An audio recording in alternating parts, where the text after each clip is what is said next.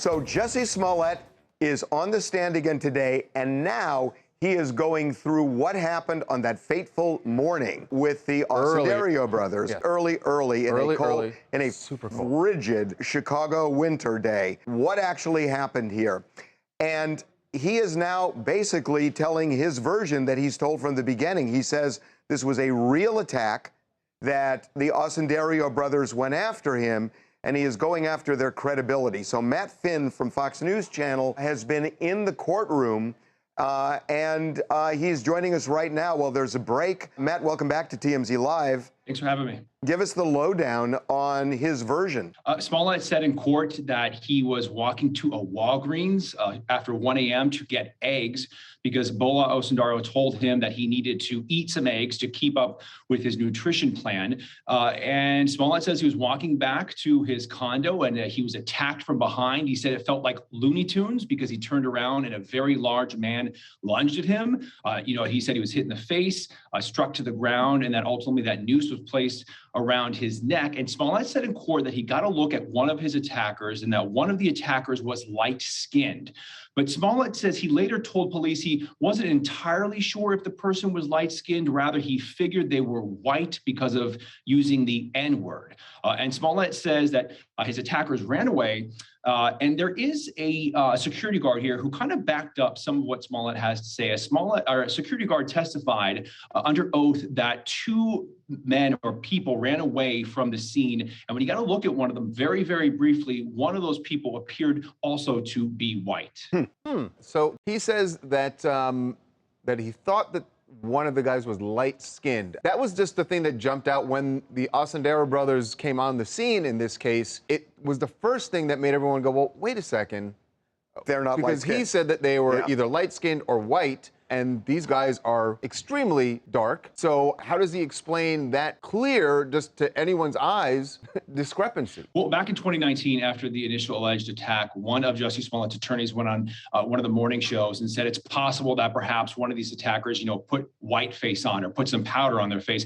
And the Osundario brothers were asked, did you guys apply any white face or any powder to your face? And at least one of the brothers denied that. So it's not clear why, if Jussie Smollett is intentionally lying. He was asked today by Dan Webb, the special prosecutor, if he felt like saying his attackers were white, that would bolster his claim that it was a racist attack. And of course, Smollett denied that. So he is in cross-examination right now, Matt, correct? He actually just wrapped up with Dan Webb, the special prosecutor, and he got into more detail. He started to deny specifics about the alleged hoax. He said he never told the Osundario brothers to use slurs. He never told them to buy red hats. And he never told them to beat him. So has he been cross-examined at all? Yes. Dan Webb, the special prosecutor, cross-examined him for hours. Jussie Smollett today, noteworthy again today, said that he has a scar underneath one of his eyes and a permanent black eye as a result from the alleged attack. And the prosecutor pushed back and says, okay, did you see yourself on that GMA interview shortly after the alleged attack? The prosecutor implying that you looked just fine, perhaps planting that seed for the jury as well. And Smollett said, well, I had Hollywood hair, makeup, and lighting, so I looked as good as possible. If you watch that interview, there aren't necessarily any signs of scars or bruises. Did the prosecutor make any headway with him? I guess the jury will decide that. Smollett also insists that he talked to the Osundario brothers, or one of the brothers, multiple times the night of the alleged attack. His phone data shows that. And he says that those calls were about the eggs, about the nutrition plan, and also that he planned on making a 9:30 a.m. workout session the following morning with Bola Osundario, where the prosecutor said, how come he never showed up for that workout meeting? And how come none of your text messages or DMs talk anything about a 9:30 a.m. session? Perhaps implying that all these messages and all the communication was in fact about that alleged hoax. Smollett said that, he woke up the next morning and obviously was beat and very distraught, but the prosecutor says, you never told one of the Osundarios not to show up for that 9:30 a.m. session.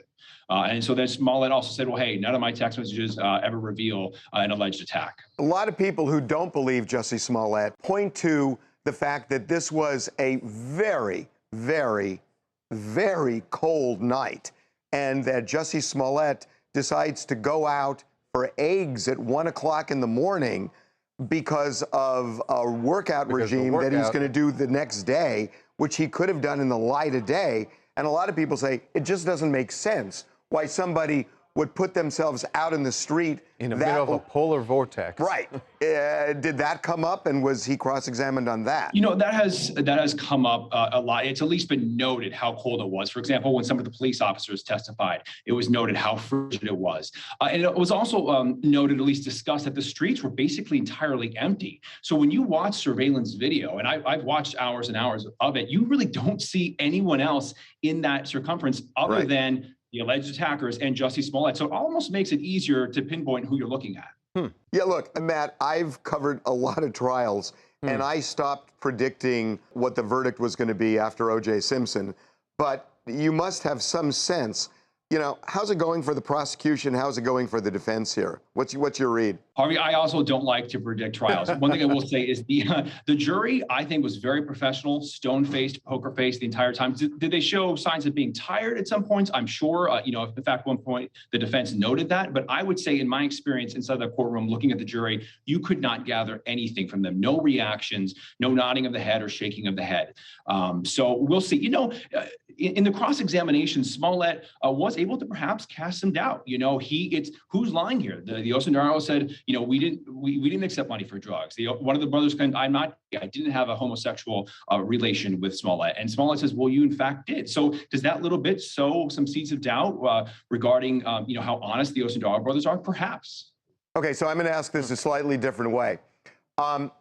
If they find him not guilty and say it's because he created reasonable doubt, would that shock you? No, because anything's possible. And, you know, Smollett did testify under oath that these brothers are lying. So perhaps a single juror will believe that. Yeah, and I guess the other side of that is that the brothers testified that Jussie is lying. And really, this whole thing just comes down to, do they believe the brothers, do they believe Jussie?